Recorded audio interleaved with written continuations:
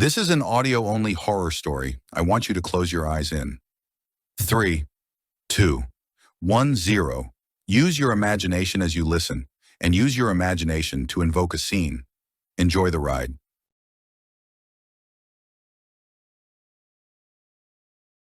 My name is Riley Thompson. I was your typical 20-something navigating the chaos of modern dating. Like many of my peers, I had turned to Tinder to find that elusive spark of connection. After countless swipes and mismatches, I finally came across someone who seemed too perfect to be true. Her name was Ava. Her profile was a curated dream, stunning photos, witty captions, and a bio that read like a romantic's fantasy. Looking for someone who can make me laugh, share my love for adventure, and appreciate the beauty of life's little moments. Our conversation was instant chemistry. She was captivating, her messages filled with warmth and humor. Within a week, we had set up a date. It was a small, chic cafe in the heart of the city, the kind of place where the coffee was as good as the conversation. When I saw Ava for the first time, I was struck by how perfectly she matched her photos. Flawless skin, mesmerizing eyes, and a smile that seemed to light up the room. We talked for hours, sharing stories and laughter, and I felt an immediate, undeniable connection.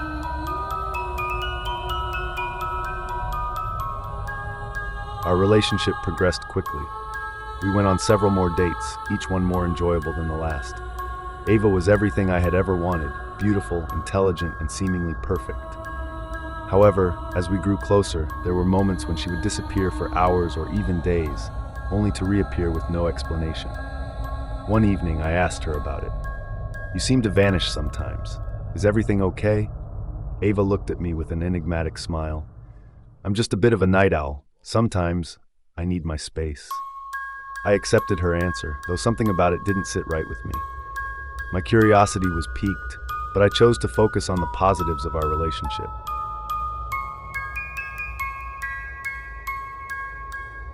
One night, Ava invited me over to her apartment. I was excited, eager to spend more time with her. When I arrived, she greeted me with a warm embrace and a kiss that sent shivers down my spine.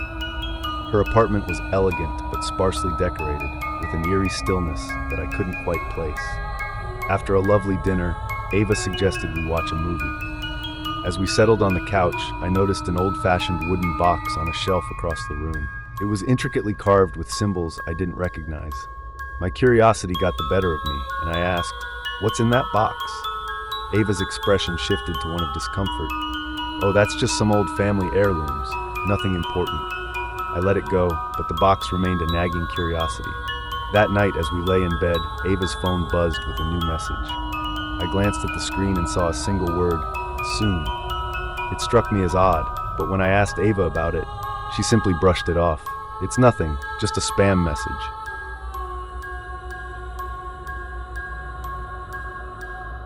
The next few weeks were filled with a growing sense of unease. Ava's behavior became more erratic. She would often cancel plans at the last minute and avoid my questions about her mysterious absences. My growing concern led me to take a closer look at her apartment when she was out one day. I approached the wooden box, my heart pounding with anticipation. With trembling hands, I opened it. Inside were photographs, old letters, and something that made my blood run cold: several clippings of news articles about missing persons. They were all women, each one eerily similar to Ava. My mind raced as I pieced together the horrifying implications. I needed to confront Ava, but I also needed to be careful. The thought of her being involved in something so sinister was terrifying.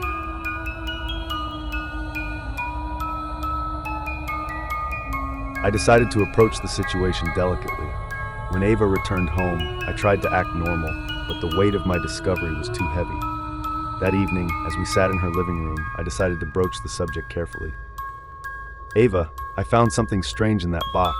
It's got pictures of missing women and news clippings. What's going on?" Her face went pale, and for a moment she looked genuinely scared. "Riley, I can explain. It's not what it looks like." Before she could say more, her phone buzzed again, this time with a message that made my blood run cold. "Now."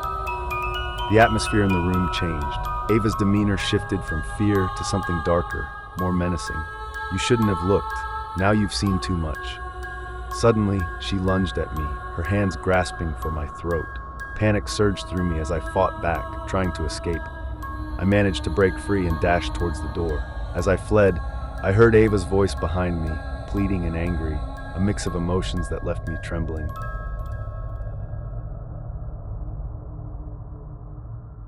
I ran to the nearest police station and reported everything I had found.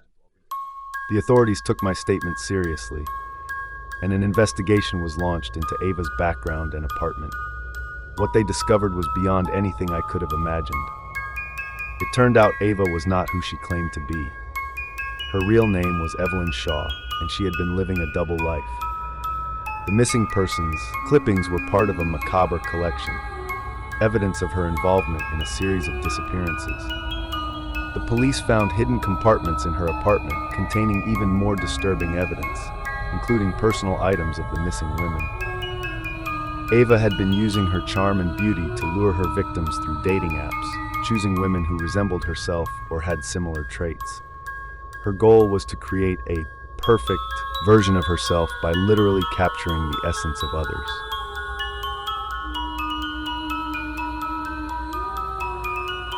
Ava was arrested, and the case became a media sensation. The revelation of her crimes shocked everyone, and the dating app community was left reeling. I found it hard to process the events that had transpired. The person I thought I knew had turned out to be a monster, and my own actions had almost cost me my life. As I tried to piece my life back together, I found it difficult to trust again. The trauma of the experience left me wary of new relationships and suspicious of the people I met online. I deleted all my dating apps, choosing instead to focus on healing and rebuilding my sense of safety.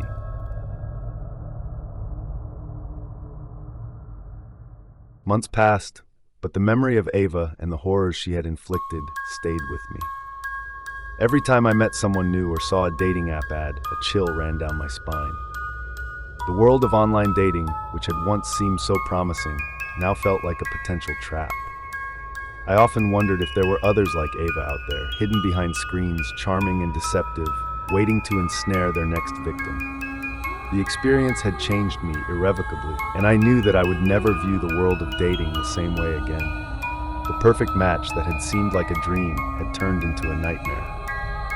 Ava's darkness had seeped into my life, leaving me with a haunting reminder that not everything is as it seems, especially in the world of online connections. As I moved forward, I carried with me the knowledge that even in the search for love, shadows can lurk behind the most alluring facades. And sometimes, the darkness that hides behind a screen can be more terrifying than any nightmare you could ever imagine.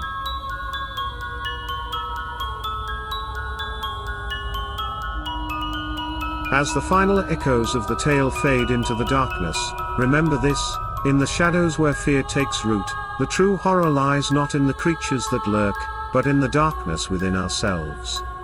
We tell these stories not just to scare or entertain, but to confront the fears that we try so hard to ignore. So as you step back into the light of the real world, carry with you the lessons of the night. The monsters we create are reflections of our deepest anxieties, and the strength to overcome them is within each of us. Sleep well, and remember, in the realm of fear, we are the true masters of our fate. Good night, and may your dreams be free of shadows. If you enjoyed this video, don't forget to like, subscribe and click the notification bell for you to see my future update on this channel. Stay safe and always remember to lock your doors.